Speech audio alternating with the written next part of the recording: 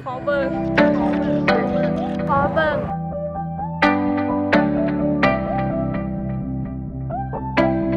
ไอดีเนาะมื้อนี้มาอยู่ในซ่องใหม่ของพวกเราคือซ่อง K2K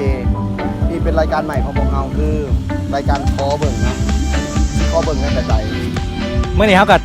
มาอยู่สวนสาธารณะของแขวงสวรรณเขตเนาะเขาสิมาแล่นกันแม่นบ่ บ่ บ่แม่นเนาะเขาสิมาเบิ่งความน่ารักของผู้สาวในแขวงสวรรณเขตแห่งนี้และนอกจากนั้นเขาก็ยังสิได้ขอ ID Reset และ Facebook มาให้ทุกท่านอีกไปเบิ่งกันเลย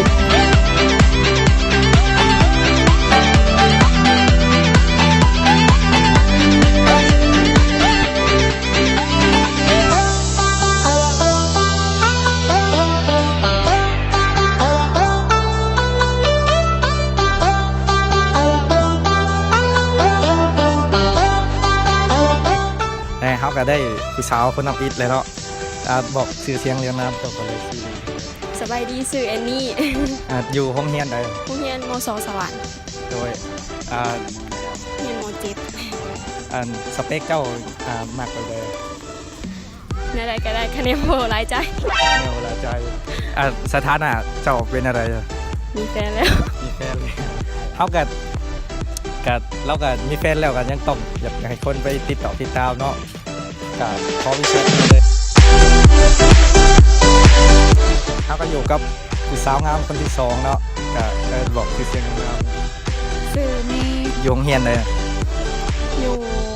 มหาวิทยาลัยสวรรณเขต สถานะเจ้าเลย โอ้เอ้ย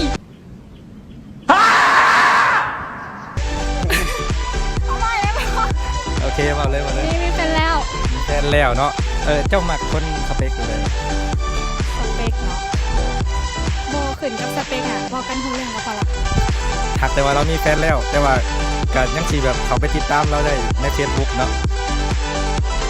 เขาก็มาอยู่กับผู้สาวคนที่3ของเราในมือนี้เนาะแล้วก็ซื้อเจ้าเลย มีโปร ยงเฮียนเลย คงคูณ ยงเฮียนว่าอย่างไร โมหก มีแฟนหรือบ่ ยัง บ่มีแฟนเนาะ โดยมื้อนี้พวกอ้ายเนาะสิมาขอเบิ่ง Reset หรือว่า Facebook เนาะสิขอเบิ่งได้บ่โอ้โดยด้านแต่ว่าขอเบิ่งไว้นะมื้อนี้สิส่งจอ แล้วก็อีกอย่างหนึ่งเนาะเจ้ามักสเปคแบบใดนะ It's the motherfucking Eagle Double G. Snoop Dogg. You know I'm mobbing with the D.R.E.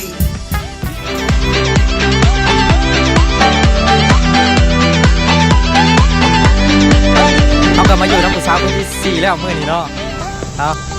ซื้อเจ้าได้เลย ซื้อเนาะอันหลายคนก็ห้องเจอเนาะซื้อได้แท้ก็ซื้อซักนั่นแหละหาเข้าห้องไปเลยโดย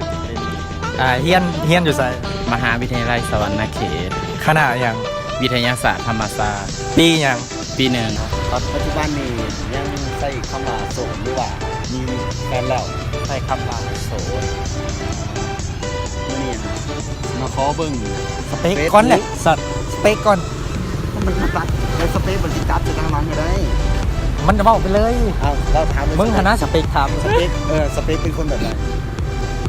มักคนแบบใด สเปคมักคนแบบไหน พวกเกี่ยวกับหน้าตานะคือการนิสัยใจคอโจ๊ก อันมื้อนี้สิมาขอเบิ่ง Facebook แล้วก็ Reset นี่สิขอเบิ่งได้บ่ ปัญญาก เจ้า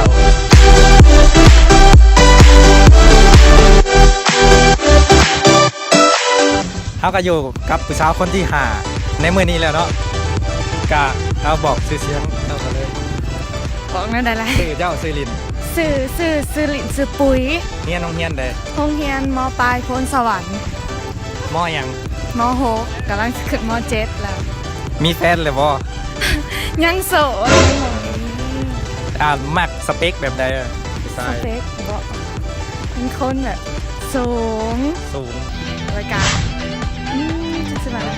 บอกแบบบอจอยบอตุ้ยเกินไปแบบบอพอดีรายการเป็นคนผิวบอดำปันไดรายการเท่านี้แหละ มื้อนี้เขาก็สิมาขอส่อง Facebook กับ WeChat เจ้าได้บ่เจ้า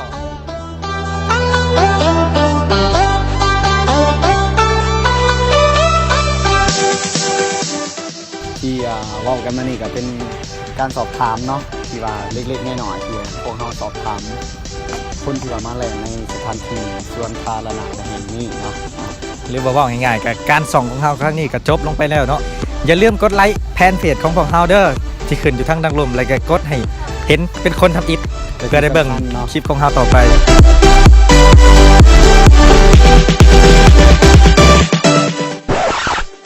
แล้วยังบ่ทันจบเพียงเท่านี้ถ้าใครสนใจอยากได้เฮือนเป็นเฮือนใหม่ๆสามารถผ่อนได้20ปีผ่อนเทื่อละน้อยผ่อนยาวๆจนกดเข้าไปเบิ่งได้ในเพจลมนี้เนาะขอขอบใจ